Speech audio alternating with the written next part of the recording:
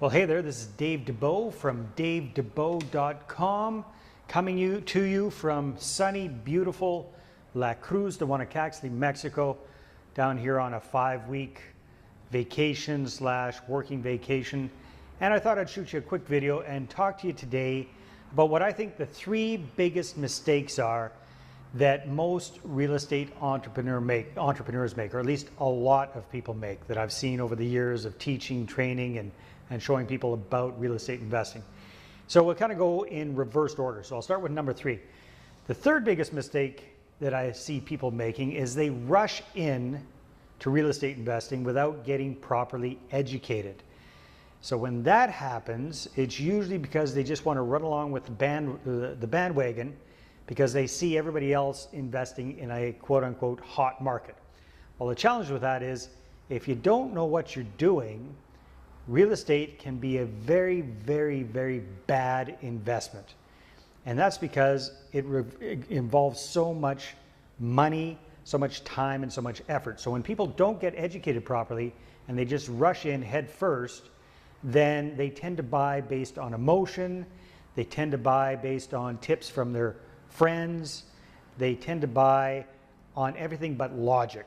All right, so that's a really, really big problem. So getting properly educated, taking courses, reading books, attending workshops, finding out what kind of real estate strategy you really want to focus on, and then finding someone to train you specifically on that strategy is the best advice that I can give you. All right, so that's number 3, is rushing in without getting properly educated.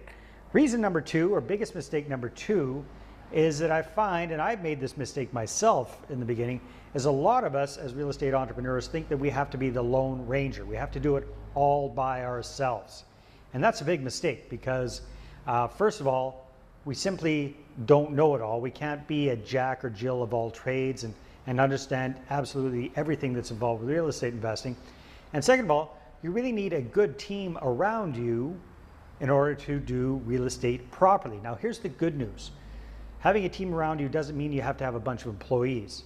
Having a team around you involves having someone like a good realtor on your team, having a good real estate lawyer on your team, a good property appraiser on your team, a good property manager if you're going to be buying multifamilies, a good property inspector, a good accountant or bookkeeper, etc. So these are all folks that are part of your real estate investing team.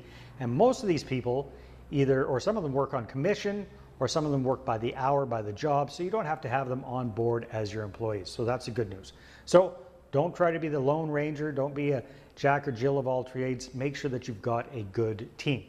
Now, the number 1 biggest mistake that I see a lot of real estate entrepreneurs making is that, well, it's kind of twofold.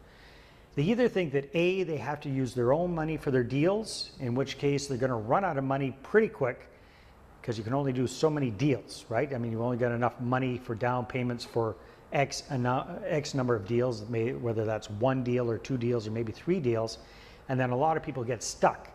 And that's why, a recent statistic that I read, over 80% of real estate entrepreneurs get stuck with 2 or 3 properties because they try to self-finance. So that's part of this mistake. The other mistake is not raising capital, not finding money partners or investors to work with before you find the deal. So this is a big, big problem. This is a mistake I made myself. Ran out, found a really good deal. And that time I was doing single family homes with lease options, or another word for that is rent to own.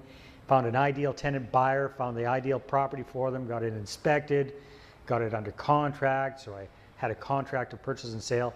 And I removed all the subjects except for financing. I thought, hey, this is a great deal. It's going to make a lot of sense for an investor. And then I ran around scrambling to try and find the money partner.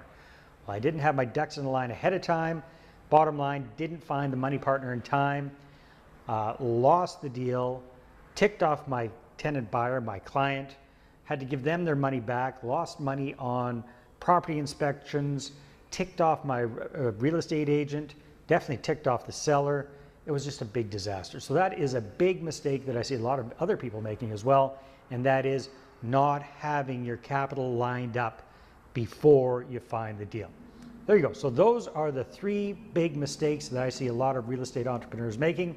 And hopefully now that you've had a little bit of eye-opening about that, you can avoid making those mistakes yourselves.